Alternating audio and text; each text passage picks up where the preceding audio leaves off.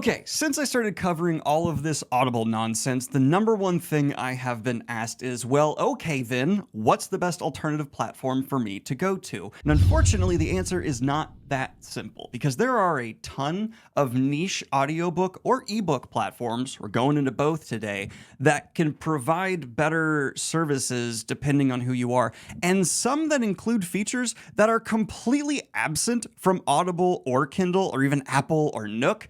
There are some banging platforms out there that I discovered today, and some that actually got me to laugh out loud. I didn't know a platform could do that, but it did. So today I'm going to break down for you all of the audiobook, ebook platforms I was able to discover, their pros and cons, and tier rank them so that if you would like to get out of any of the major ecosystems, you can find a better alternative. And I am happy to say, in researching this, I have found my new go-to for not only audiobooks and ebooks, but also shows and movies that's going to save me money from renting stuff because it's all free, which is insane. And it's legal. I want to make that clear. I'm not about to promote anything illegal whatsoever. Let's go ahead and jump on into it. Now, before we get going, I just want to give a huge thank you to today's sponsor, Holtzkern. We've had them on the channel plenty of times, and that's for good reason. I mean, look at these.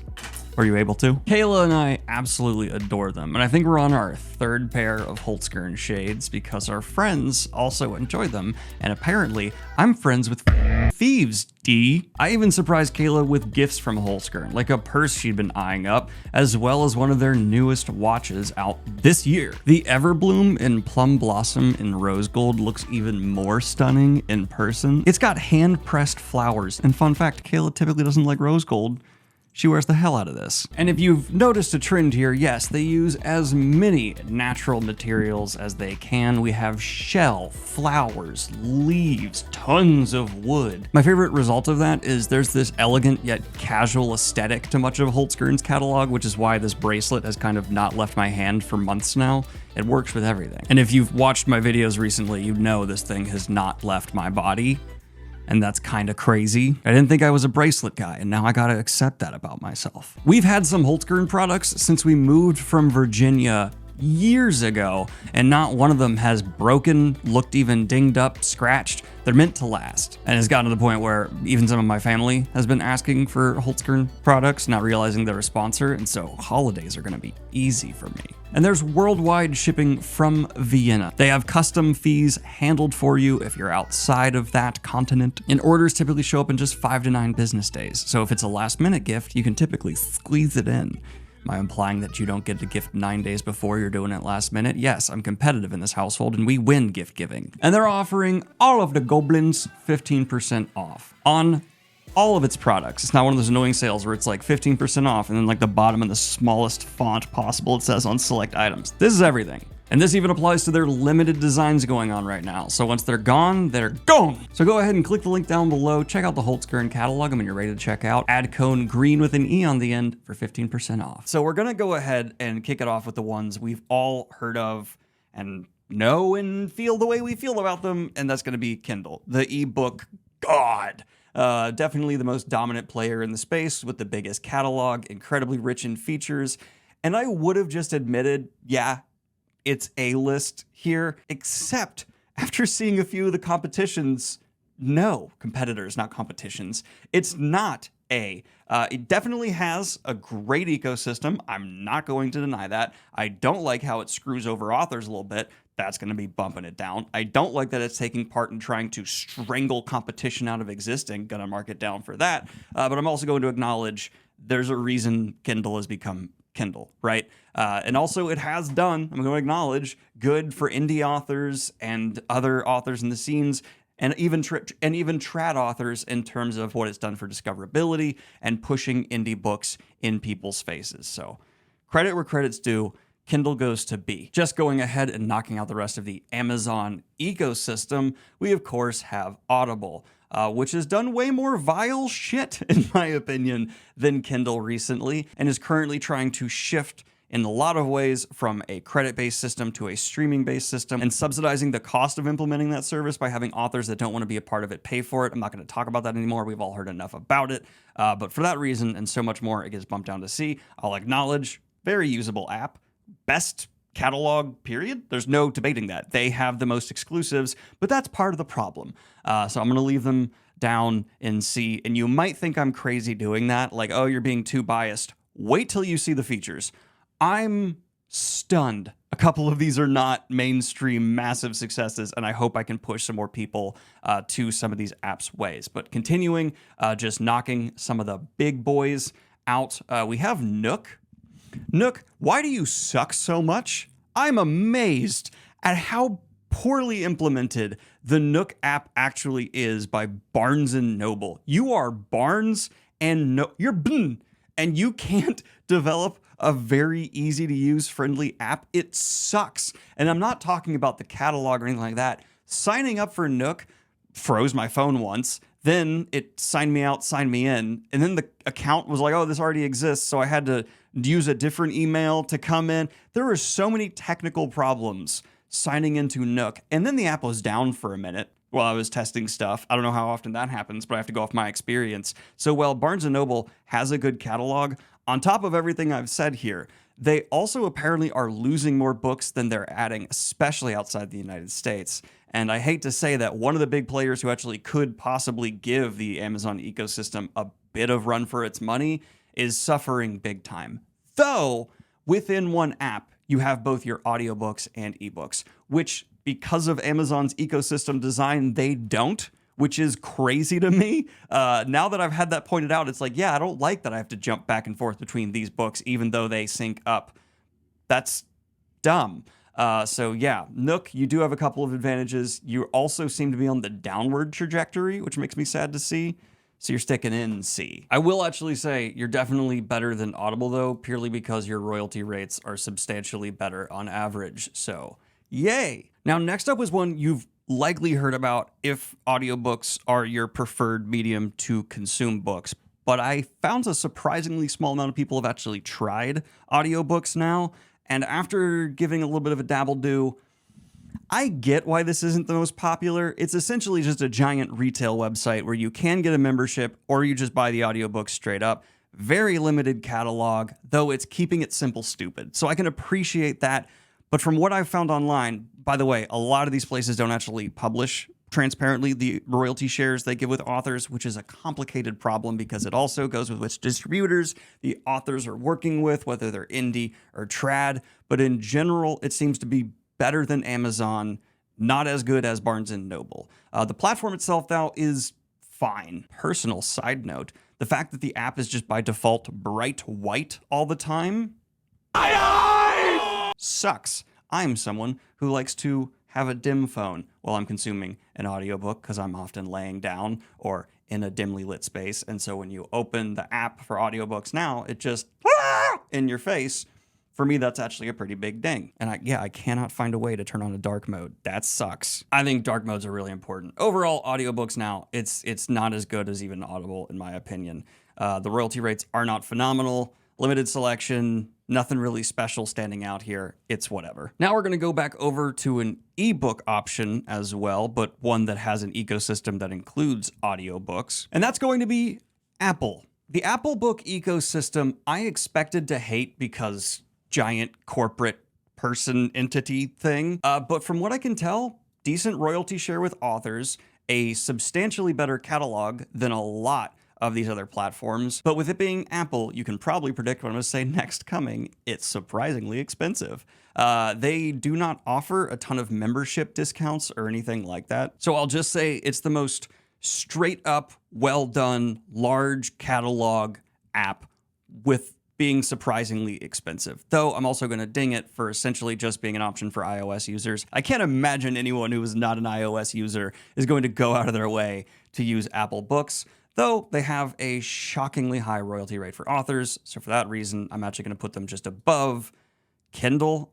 If I was giving Kindle more credit for how it's helped authors publish more easily in the indie scene, I think it would be higher. But this is a video geared towards consumers. And so for that reason, I think Apple Books is a bit better because also it combines audiobooks and ebooks in one app. And I'm more annoyed by that for Amazon the more I think about it. You guys are so big, you cannot do so many things that should be very convenient and simple. Next, we have Spotify. And the more I look into this, the more pissed off I got, to be fair. Spotify and how it's handling the audiobook space. There's been people who've been commenting again since I started this audiobook Audible stuff who are like, why aren't you criticizing Spotify as much? And the answer to that is I'm stressed out enough just covering Audible. I can't take on a whole nother corporate giant entity. But after actually doing the research to see why people were pissed off at Spotify, I get it. The pay for authors, which if you're a consumer, I think you should care about, dog. On top of that, they're like, you get 15 hours to limit, then you pay more. That doesn't make up for their catalog being pretty okay. It's super obnoxious. And they don't have ebooks. It's just, I don't know why you would make them your audiobook platform, to be frank. Unless you are some reason super devoted to Spotify, it's not worth it. I just think it's kind of like it doesn't add anything to the ecosystem or the competitive space in a way that I find to be productive. I think the way they're handling stuff is bad for consumers and for authors. And this is an unpopular opinion, I think. I stopped using Spotify, period, a while ago. I use YouTube Music instead now because I just think the Spotify app is annoying, and how much they try to like shove playlists down your face is kind of just bad. So for me, now I'm going to throw one at you you've probably never heard of. We've done a bunch of the big boys, but I was going through trying to find niche stuff. I was trying to find little guys that maybe I could throw up to the top. And so I downloaded one called Galatea, and I was not aware of what I was getting in with this. First of all, only ebook platform, that got a laugh out of me. This one made me laugh because when I opened it, I didn't realize this was for smut. This is a smut app. If you're looking for an e-reading smut app with a cool logo, I got great news for you. But also, it's so aggressive. This is like a lot of these things that started out with like, hey, give me your name, email, like let's sign up. Not Galatea. Galatea from Go was just, hey, what kind of what do you want? I got a lot. And so I made my selections in the most aggressive moment of retail, possibly in my entire life. I selected that I wanted spicy, forced proximity bad boys with forbidden romance and possibly werewolves and shifters. Who wouldn't want that? I almost selected billionaires, but they kind of make me mad now. And I wasn't then greeted by a selection of books that I could choose from that happened to fit that. I wasn't then shown like, hey, maybe there's some authors that specialize in these categories. It took a book that met all that, opened it. And so I immediately just read the words. All I could see was sex. Goated. This is the best thing for smut readers ever. And I know there is a huge market of people out there who like reading trashy smut by indie authors and just binging it, right? A lot of the fanfic people that grew up, they just want to transition right over. Most of this stuff seems to be free. The only ding I have is it adds stress to your life by giving you a countdown for getting rewards for if you manage to read a certain amount of time. So it's like trying to gamify reading. I would turn that off. Not sure if you can, but it's cool. This is like the punk boy girl of the ebook platforms, and I like that it's doing what it wants to do, no holds bar. It is exposure focused for authors, and it's like pool share revenue wise. So I don't think anyone's gonna be making a killing on this unless you're probably like the top authors on this app because it's not a huge app. But they're genuinely doing something different. They're gamifying reading and trying to innovate in a space that seems to be just so focused on market share from everybody that I'm gonna give them their credit, right? You judge stuff based off how well they're doing what they're trying to do, not what you're personally looking for, because I'm not doing this for me, I'm doing this for my audience. So if you want a binge smut reading gamified app, this free, dog. Granted, there's like unlimited books and some not unlimited books. You'll have to figure out how all that works and what percentage of the catalog is for yourself. I have very bad news. I was doing some additional research into Galatea just to make sure I was crossing my T's and dotting my I's. And it turns out there are a ton of complaints from authors not getting paid online. There is addition to that, apparently just ludicrous rights seizure when an author does agree to put a book on their platform. And some people are saying this is related to Inkit, which is a whole other bag of worms. So I had some fun looking into it, but apparently not the place I would necessarily trust to install an app on my phone with my information. So next up, we have possibly the biggest competitor known, at least in the booktube spaces, against Audible, and Kindle, and that's going to be Kobo. They are also worth note because, like Barnes & Noble, which, by the way, also the Barnes & Noble e-readers are kind of dying out, but Kobo has their own e-readers, and they actually seem to be a bit ahead of the game in some ways, which is super impressive. The Kobo Color came out before the Kindle Color stuff, so that's impressive.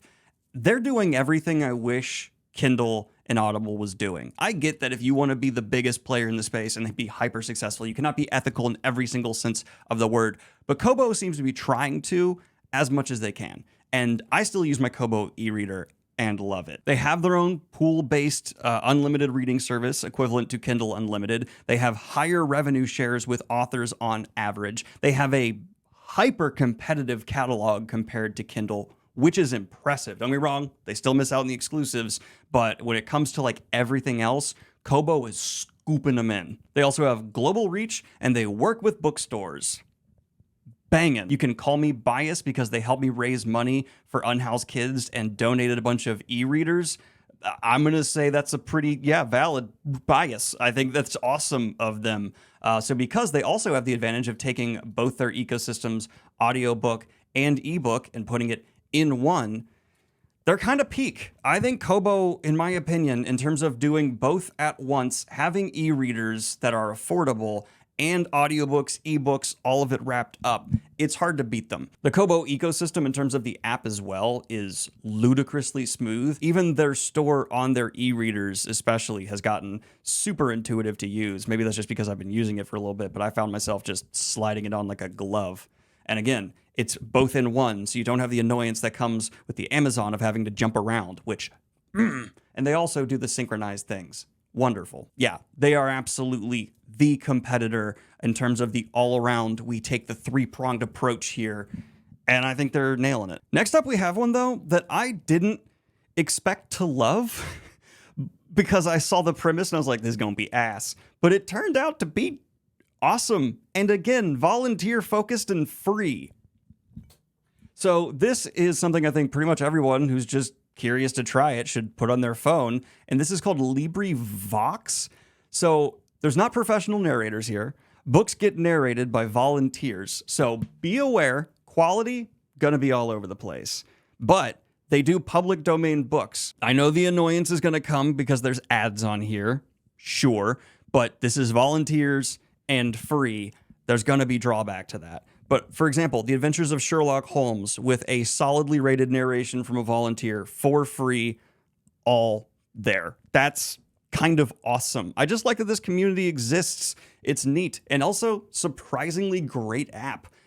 Didn't have any trouble with it whatsoever. I would put it on par with definitely better than, actually, no, I'm just going to say it's definitely better than the Barnes & Noble app. So yeah, if I'm judging stuff on execution of what it's trying to be, LibroFM, I can't picture a much better version of this. It needs some polish. There's bad narration on there as well, but it's an easy go-to for me to just go, yeah, I'm going to look for that first. If there's no other options for me to get a book for free, I'm going to check that out. Oh, it's free. Narration's reviewed well. Done. I don't mind an ad. I mean, that's one of the few instances where it's like, yes, an ad makes sense here. It doesn't feel greedy. I'm going to take the three last really big players in the space and just knock them out in the row because the actually interesting ones I want to get to. So let's just knock out the big boys. Audiobooks.com. It's very much so like audiobooks now. The big difference is you can do a subscription with credits on audiobooks.com, which I think a lot of people, that's going to make it so that that's the deciding factor for them. The credit system is simple. People like it. It's straightforward. It adds like a routine to your reading. People enjoy that. But audiobooks.com, for me, it's have the same kind of limited catalog. It's a good layout, a good ecosystem, but nothing crazy. And for me personally, the biggest one up for audiobooks.com, by default, the app, dark mode. Win. And so for me, it's going to earn bottom of B. The prices are what you expect. The subscription service is nice and gives you some discounts. I appreciate that. It's just audiobooks now a bit better. Both of these just get outdone by Kobo. It's an unfortunate truth for, I think, the existence of audiobooks.com and audiobooks now. Kobo is just kind of a better option for both of them, and they have their own devices that you don't have to use their devices for. I think they kind of just get dunked on. Google. It's very much so like the Apple situation. Maybe just a little bit better prices, though the Google store, annoying as hell to use on iOS devices. I can't attest to non-iOS, but it's a... Now, I'm actually going to blame Apple for that, though, because they have this annoying ecosystem thing where you can't make purchases in the Google Play Store because they want you to like pay a fee, and Google doesn't want Apple to cut into their profits. Very understandable. So for that reason, I'm actually going to knock Apple Books down and put Google Books above it, because it's Apple Books that are making this fault exist in the Google store, and I'm not going to blame Google for that. Also, in one app, both books and audiobooks. That's a bonus. Oh, also, Google has a similar, like, good royalty rate for authors, definitely industry standard, much better than Audible and Kindle. Don't you crash on me. I just had the Google app crash on me. If I had to bet, I would bet Google and Apple have essentially the exact same catalog, because they're probably just grabbing every single one a major big corp could and getting a good deal because they are that big. So I would imagine they're like this. And then the final of the mega big boys, we have LibroFM, which is a sensational audiobook platform. This is the most direct, just Audible equivalent, even in the fact that it doesn't have ebooks, right? It just has the advantage that it's also profit sharing with local bookstores. It also has, in my opinion, a better subscription model that benefits you more. It's credit-based. There's also this cool affiliate commission that they incentivize authors to use, which it helps grow their platform and give authors at the same time a better royalty rate if they do it. Win-win. Super smart move, LibroFM. I like that. Hey, if you promote our platform to help us compete with these big boys better, you get a better royalty. Sick! I personally think the app is basically as good as it can get. There's a couple updates I would like to see in there, though. Ridma pointed this out in her video talking about these platforms. The chapters aren't broken down, right? I don't know how that's a thing. It is easily the biggest problem with LibroFM. I'm going to forgive it because they are the most ethical, probably in existence audiobook platform with how they're helping smaller bookstores and paying authors more for helping them grow. But how is this a thing? Get the chapters right. Very solid catalog.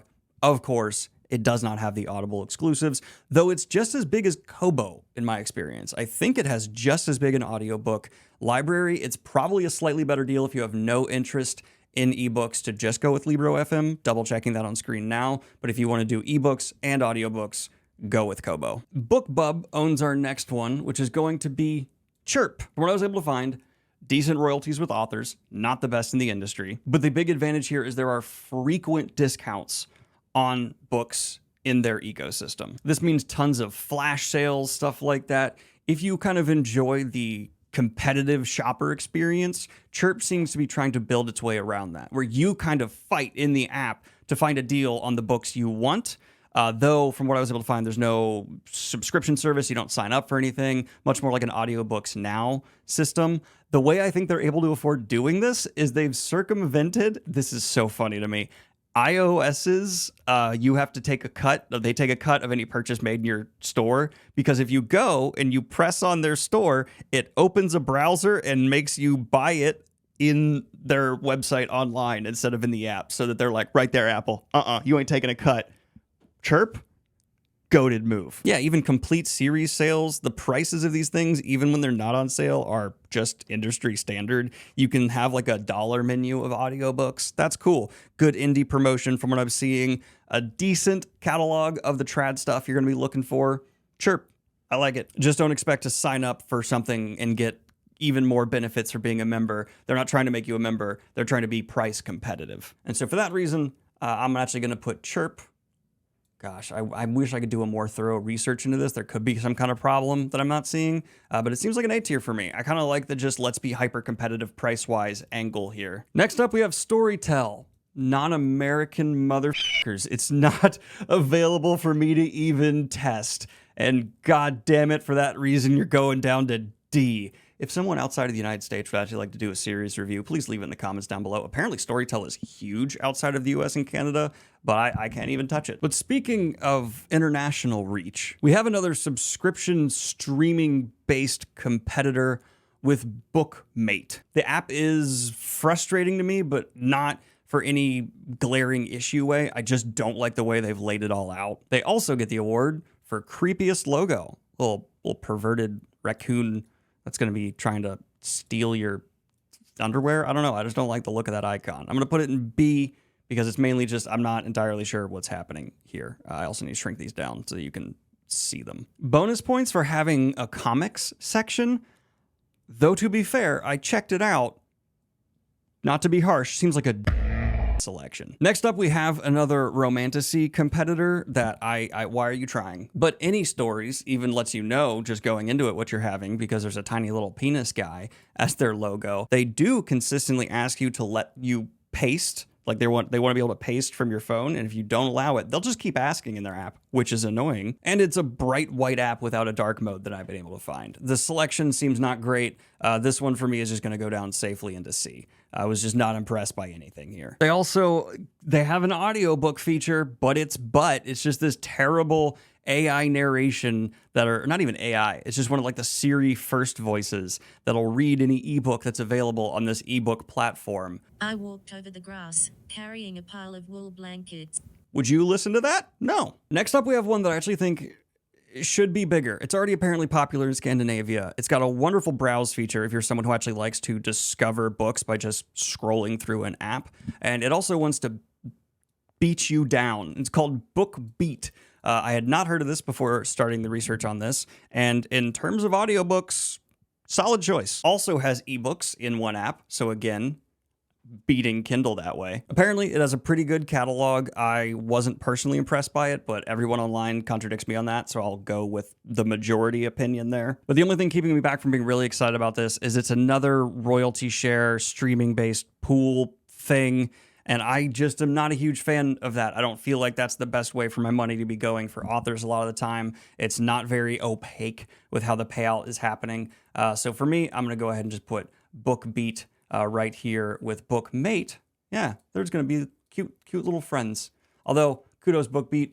I like your app. It's well done. And then we have the surprise GOAT, my now go-to for not just audiobooks, not just ebooks, but for TV shows and movies. And all you got to do to make it awesome is get a library card, which makes it even better because some of you dumb bastards still have not gone and gotten a library card. And this is Hoopla.